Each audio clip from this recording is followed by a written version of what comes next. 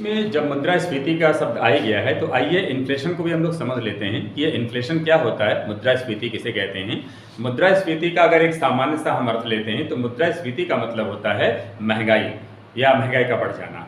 इसमें क्या होता है कि जो मुद्रा का मूल्य होता है, ये जो परिभाषा दी जाती है कि जब मुद्रा के मूल्य में कमी होने से सामान्य मूल्य स्तर बढ़ जाता है, मुद्रा की वैल्यू कम हो जाती है और जो वस्तु का रेट होता है वो बढ़ जाता है।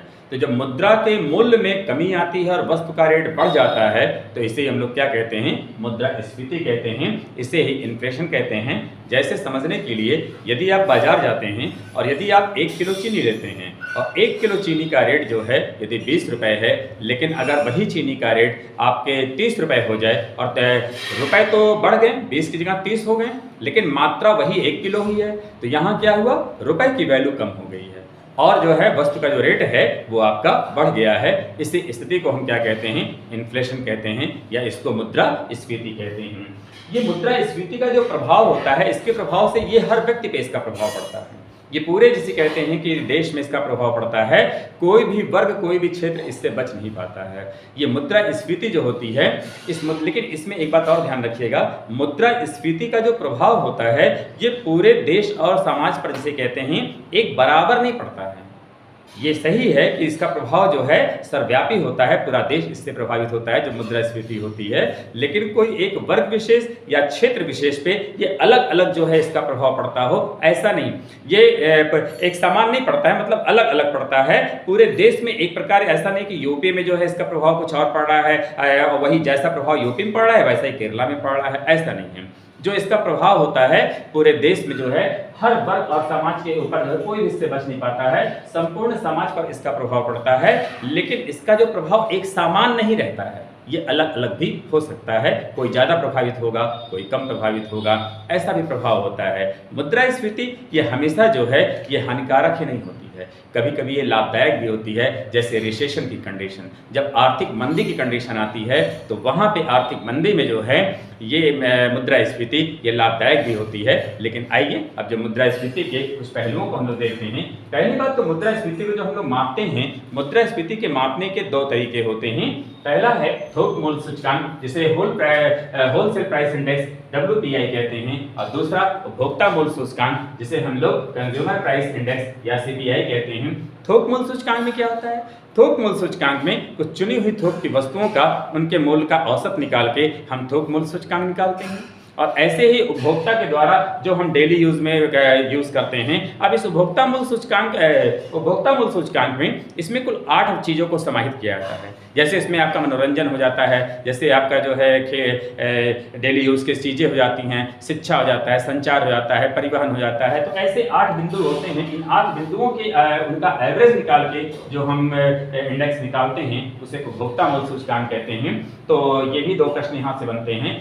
ये इन्फ्लेशन के प्रकार क्या होते हैं, इन्फ्लेशन, ये टाइप ऑफ इन्फ्लेशन, तो इसको भी जरा देखते हैं। हालांकि ऐसा क्वेश्चन तो GS में नहीं पूछता है, लेकिन इसे जान लीजिए कि हाँ ये होता क्या है। तो जब हम टाइप्स ऑफ इन्फ्लेशन कहते हैं कि जैसे पहला होता है सरकने वाली मुद्रास्फीति, जिसे हम क्रेपिंग इन्फ्लेशन कहते हैं। जब इसका एवरेज 3 से 5% के बीच रहता है, ये इन्फ्लेशन धीरे धीरे होता है। 1 साल के बीच में कहीं 3 से 5% तक की जब वृद्धि होती है तो इसे हम क्या, क्योंकि ये बहुत धीरे धीरे होती है इसीलिए इसे सरकने वाली मुद्रास्फीति कह देते हैं। तो ये 3 से 5% के लिए जिसका एवरेज होता है।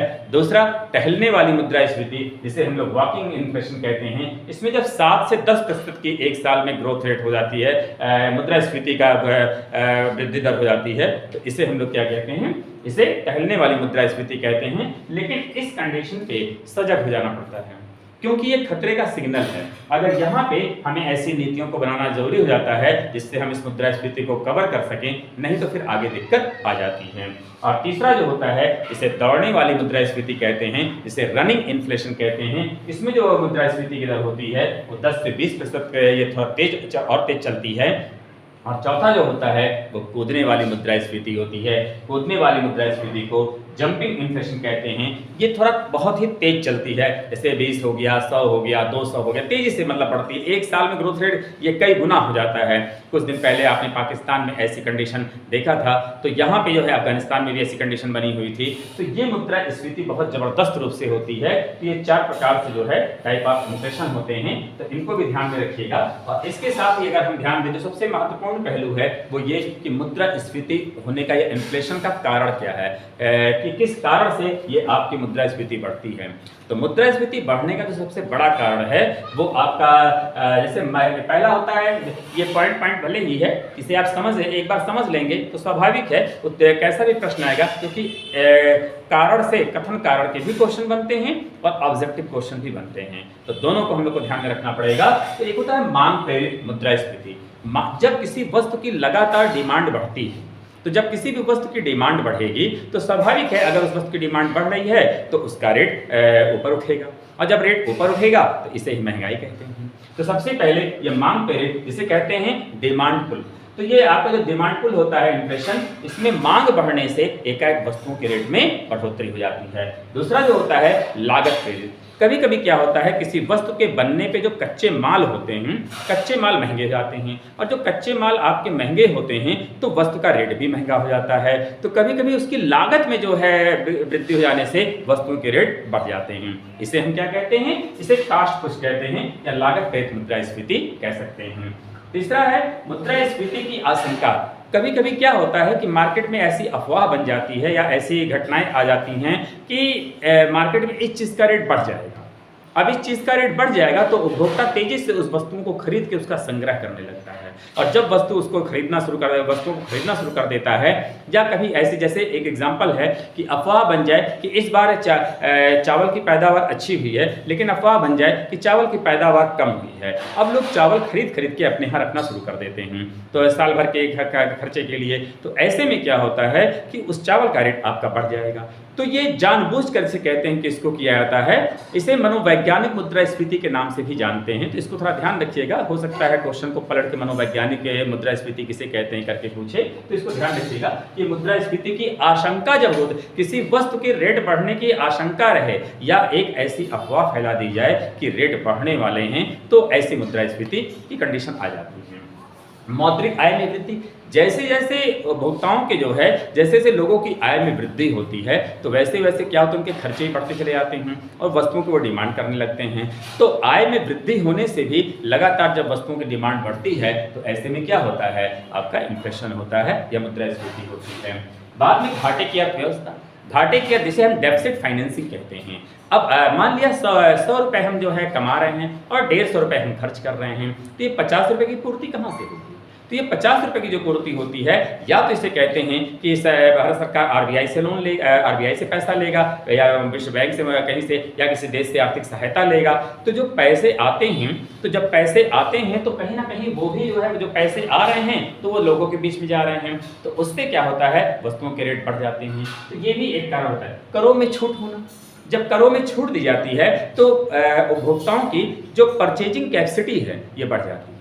अब कर में जब छूट होती है तो स्वाभाविक है वो पैसा उपभोक्ता के पास ही रहता है, उपभोक्ता लेके बाजार जाता है, वो चीज़ों का डिमांड करता है, और जब डिमांड होंगे तो वस्तुओं के रेट आपके बढ़ जाते हैं। पुनः जिसे कहते हैं गैर विकासात्मक व्यय में वृद्धि। जब कभी से, और साथ में उधर, अच्छा एक बात इसमें पहलू और जोड़िएगा, उत्पादन में कमी, ये भी एक महत्वपूर्ण बिंदु है। जब किसी वस्तु का उत्पादन कम होता है तो उसकी शॉर्टेज हो जाती है। तो जब शॉर्टेज हो जाती है तो स्वाभाविक है उसके लिए डिमांड तो रहती ही है, और वस्तु कम मात्रा में है, प्लस सप्लाई कम है और डिमांड ज़्यादा है, तो इससे क्या होगा, वस्तुओं के रेट आपके भाग जाते हैं।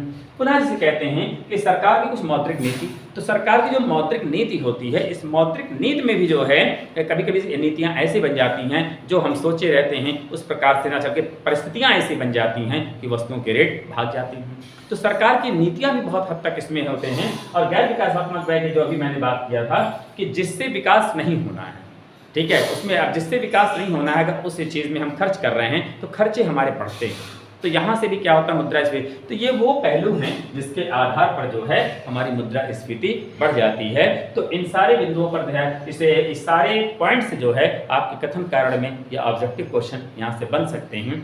अब ये जब मुद्रास्फीति होती है तो इसमें कौन कौन सा वर्ग लाभ में होता है और कौन कौन सा वर्ग घाटे में होता है, ये प्रश्न भी पूछा गया है। तो कौन कौन से वर्ग लाभ में होते हैं, कौन कौन से वर्ग घाटे में होते हैं, तो इनमें अगर हल्का सा दिमाग आप एक बार समझ लीजिए इसको सही से दिमाग लगा के, तो स्वाभाविक है ऐसे प्रश्नों में गलती नहीं होगी। जैसे कौन कौन सा वर्ग लाभ में होगा, तो उत्पादक वर्ग लाभ में होगा। जैसे एक पेन है, अब उस पेन की कीमत 10 रुपए है, लेकिन जब महंगाई बढ़ेगी तो वही पेन की लागत अब क्या हो जाएगी, 10 रुपए की जगह अब वो 15 रुपए हो सकता है, 12 रुपए हो सकता है। तो जब जिसे कहते हैं कि उत्पादक, क्योंकि उसको तो अपनी लागत जो है वो तो लग के और लाभ लेके बेच रहा है, लेकिन 10 रुपए की जगह 12 रुपए में बेचेगा तो स्वाभाविक है, या 15 रुपए में बेचेगा तो उत्पादक वर्ग जो रहेगा तो वो हमेशा जो है लाभ में रहेगा। दूसरा श्रमिक वर्ग। अब जो लेबर क्लास होता है, लेबर क्लास जब आज वो 500 रुपए पे पर डे पे काम कर रहा है, महंगाई बढ़ गई, उसने बढ़ा के अपना रेट 700 रुपए कर दिया, तो जो आपका लेबर क्लास है वो भी हमेशा जो है लाभ में रहता है। ऋणी, जब आप किसी को, मैंने आपको ऋण दिया तो आपको उधार दिया, अब मैंने आपको उधार दिया, मान लिया मैंने 1 लाख रुपए आपको उधार दिया, तो आपको उधार जब मैंने 1 लाख रुपए दिया तो स्वाभाविक है आप मुझे चाहे 4 साल बाद 5 साल बाद जब भी लौटाएंगे तो वो पैसे, अब आप तो 1 ही लाख लौटाएंगे, लेकिन उस समय तक महंगाई बढ़ चुकी है, तो इसमें लाभ में कौन हुआ, जो ऋण लेता है, ठीक है, देने वाला हमेशा घाटे में होता है। फिर आपने अनिश्चित आय वर्ग के लोग, अनिश्चित आय वर्ग के लोग जिनकी आय निश्चित नहीं है, तो जो जिनकी आय निश्चित नहीं है, महंगाई बढ़ने के साथ वो अपना रेट भी बढ़ा देते हैं, तो अनिश्चित आय वर्ग वाले लोग भी इसमें लाभ में रहते हैं। लेकिन घाटे में कौन होता है, घाटे में आपके उपभोक्ता वर्ग होते हैं, वही जिसे कहते हैं जो उपभोक्ता, आज मैंने एक पेन का एग्जांपल दिया था कि 10 रुपए की पेन है, आज वो 15 रुपए की अगर बिक रही है, तो स्वाभाविक है अब कस्टमर जो है जब जाएगा 10 रुपए के सामान से 15 रुपए में मिल रहा है, तो घाटे में कौन हुआ, उपभोक्ता वर्ग हुआ।